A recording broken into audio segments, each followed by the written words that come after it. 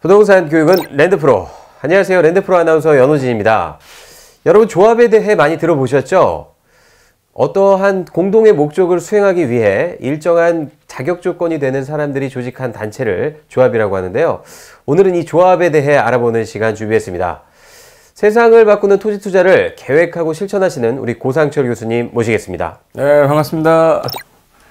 자, 세상을 바꾸는 부동산 우리 투자를 하려고 했는데 사람들이 생각보다 이렇게 많이 이렇게 보지 못해서 최근에 구독도 많이 좀 해주셨으면 좋겠고, 제가 오늘 하는 부분은 이제 조합 관련된 내용인데, 오늘은 전체적으로 조합이 어떤 게 있는지 설명을 드리고 다음에 구체적으로 하나씩 좀 들어가 보도록 하겠습니다. 네, 교수님, 우리나라 많은 조합들이 있잖아요. 그죠? 네, 그 중에서 오늘은 특히 재건축 조합과 재개발 조합에 대해서 그 차이점이 어떻게 되는지 좀 말씀해 주시죠.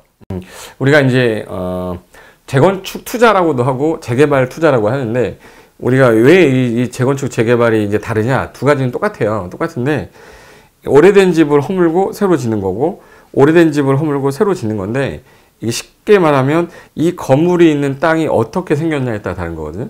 이 기반시설이 여기 똑바로 쫙 잘 돼 있어요. 이렇게 잠실이나 이런 데처럼. 그럼 걔네들은 건축물만 철거하고 새로 지어도 뭐 전혀 지장이 없어요. 기반시설 문제가. 근데 이 강북권 같은 경우는 기반시설은 막 도로가 일방통행도 되게 많고 막 이런데, 그 상태에서 건물을 철거하고 건물만 새로 지면 도로는 그대로인데 인구는 늘어나니까 안 되겠다. 여기는 개발을 다시 하자. 그래서 싹 밀어서 아파트를 지면서 기반시설 확보하는 형태로 가는 거라, 재개발은 기반시설이 좀 안 좋을 때, 열악할 때라고 그러는데, 재건축은 기반시설이 좀 잘 돼 있을 때. 그래서 둘 다 새로 다시 아파트를 보통 짓는 형태인데, 그 해당 지역의 땅이 기반시설이 좋냐 나쁘냐에 따라 두 가지 간단하게 분리가 된 것 뿐인데, 우리가 보통 강북권 그러면은 기반시설 좀 별로 안 돼 있잖아요. 강북은 좀 약간 도로가 잘 안 돼 있잖아. 근데 강남권 같은 경우는 기반시설 잘 돼 있어요. 한번 지도 한번 보면서 설명 좀 드려볼게요. 네. 그러니까 한마디로 재개발과 재건축의 차이는 이게 그냥 건물만 다시 지을 거냐, 아니면 그쪽에 어떤 개발을 다시 할 거냐, 이런 그렇죠. 차이라고 볼 수 있겠네요. 그렇죠. 네. 자, 우리가 항공사진으로 보기 전에, 자, 여기 보시면. 자, 이제 여기 도로가 딱 나온 거 보시면, 이 강남권 보시면 도로가 이렇게, 이게 영동지구라고 해서 개발이 됐기 때문에 개발이 깔끔하게 이제 도로 구획 잘 돼 있는데, 이쪽 보면 이게 또 도로가 엉망이죠, 이게. 이거 더 구체적으로 가서 이제 우리 위성사진으로 보시면, 자, 여기 지역 같은 경우는 오래된 주택들이 이렇게 몰려 있는데, 만약에 이 주택만 철거하고 새로 이렇게 딱 지었을 때 이 기반시설이 너무 좁아. 그래서 여기를 하나로 이제 단위구역으로 묶어서 여기를 싹 하면서 도로를 넓히는 거죠, 중간에. 넓히면서 아파트를 짓거나 뭐 어떤 재정비를 하는 건데, 요렇게 하는 형태는 보통 우리가 이제 재개발이 되는 건데, 여기 지역은 기존에 있던 아파트 같은 경우 기반시설이 원래 갖춰져 있잖아요. 이런 건 철거하고 바로 이제 새로 짓는 형태니까 재건축으로 가는 거죠, 보통. 그래서 강북권에는 재개발할 지역이 많은 거고, 보통 우리가 강남권이라고 그러면은 기반시설이 잘 되어 있는 지역 같은 경우는 굳이 재개발할 필요가 없으니까 이런 지역은 뭉쳐가지고 여기를 제가 딱 재건축 구역을 묶어서 재건축을 하는 형태로 가는 거죠. 그럼 보통 재개발을 하게 될 때는 어떤 행정계획이 수반될 수밖에 없겠네요. 그렇죠. 그러니까 시에서 도시 정비 기본계획이라는 걸 짜는데, 정비 기본계획상 서울 안에 재개발 구역이 딱 지정돼 있으면 이 서울시 내권 내 정비 기본계획상 정비할 곳을 예정하게 돼 있어요. 정비 예정구역을 정해놓고 일정한 시기가 되면 이제 정비계획이라는 걸 짜가지고 진행을 하는 거지. 그래서 정비계획에 의해서 구역이 지정되면 그때부터 이제 우리가 할 거다 그러면 조합을 설립하는 거고, 아니면 지자체가 좀 해주세요 그러면 우리는 추진위원회를 구성한 게 아니라 주민대표를 구성해서 조합 설립을 안 하는 대신에 시에서 해달라. 그래서 시행자가 우리가 될 거냐 아니면 시가 될 거냐, 행정기관이 할 거냐 우리가 할 거냐의 주체인데, 우리가 할 때 설립하는 걸 조합이라고 보시면 돼요. 그렇다면 지역주택 조합이라는 게 또 있잖아요. 그 지역주택 조합과 그 재개발 조합은 또 어떤 차이가 있는 건가요? 그게 이제 사람들이 제일 많이 물어보는 것 중에 하나인데, 자, 이게 특정 지역을 내가 하나 선택을 한번 해보겠습니다. 자, 예를 들어서 아무 지역이나 예를 들어서 이 동네에 이렇게 해가지고 우리가 이제 가지고 있던 집을 내놓고 나중에 싹 밀고 아파트를 다시 받는 형태를 우린 재개발 조합이라고 하거든요. 그러니까 여기 있는 살고 있는 사람들이 조합원인 거야. 그러니까 이 토지 소유자, 토지 등 소유자들이 예를 들어서 300명이다. 그럼 300명이 조합을 설립해서 이들이 조합원이 되는 거예요.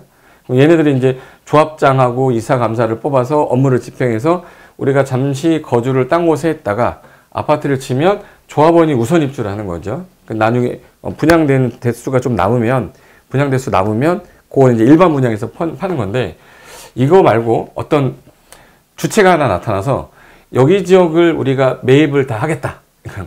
매입을 해가지고 여기 있는 땅을 다 밀고 아파트를 짓 건데 우리는 이 지역에 조합원을 모집할 때니 여기 살고 있는 사람이 아니라 이 서울시나 경기도권에 살고 있는 사람들이 모이는 거예요. 모여가지고 우리가 조합 설립이 돼서 우리가 낸 돈으로 가지고 이 땅을 하나씩 다 매입을 하는 거야. 매입을 해서 이 땅을 밀어버리고 아파트를 치면 이 조합원들이 냈던 돈으로 원가로 아파트를 받는 거죠.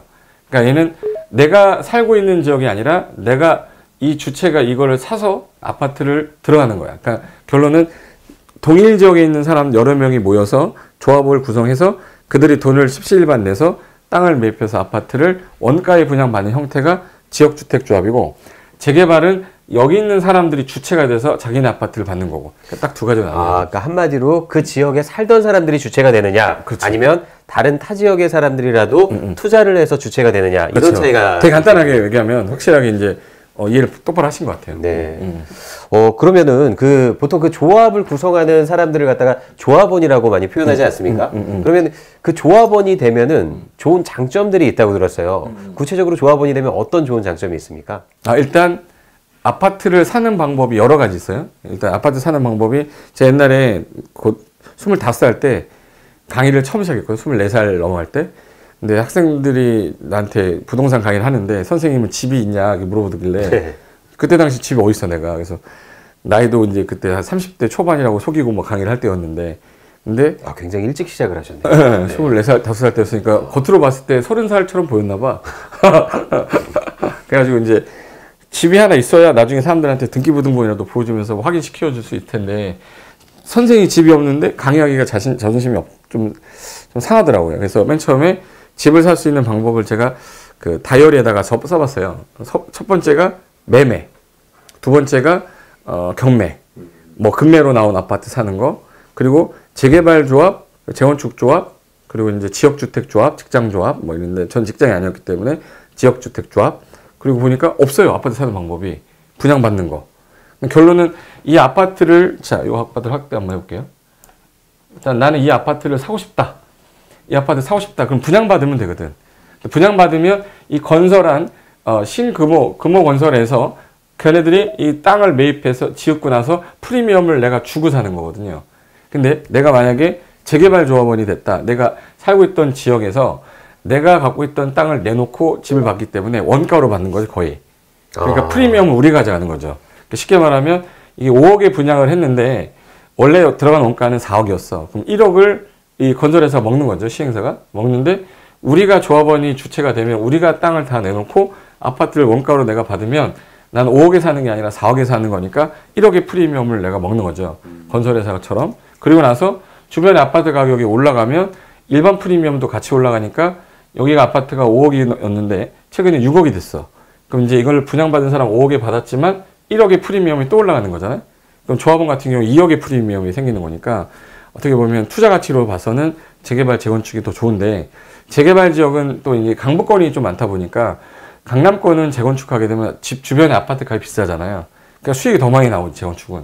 그래서 약간 돈이 좀 있다 그러면 강남권에 투자를 하는데 강남권은 비싸니까 그러니까 재개발 투자로 좀 많이 돌아섰죠. 그래서 강북권에는 재개발 투자하는 사람들이 많은 거고 돈이 약간 여유가 있는 분들은 강남권에 재건축에 투자를 하는 거고. 네. 한마디로 내가 깔고 내가 살고 있는 어떤 땅을 제공하는 조건으로 조금 더 싼 값에 공급을 받을 수 있다 이런 말씀이시죠? 그죠, 그죠. 네. 그러니까 내가 조합원이 되면 쉽게 말해서 내가 이 아파트 사는 게 아니라 이거 지어지기 전에 땅을 사는 거야.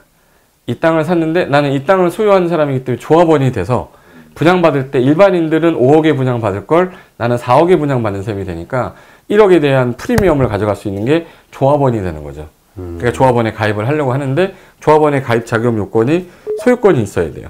재개발은 토지나 뭐 건물이나 아무거나 갖고 상관이 없는데 재건축 같은 경우는 건물하고 지분을 같이 갖고 있어야 돼요. 그게 차이점인 거지. 지역조합은 내가 그냥 가입을 하는 거죠.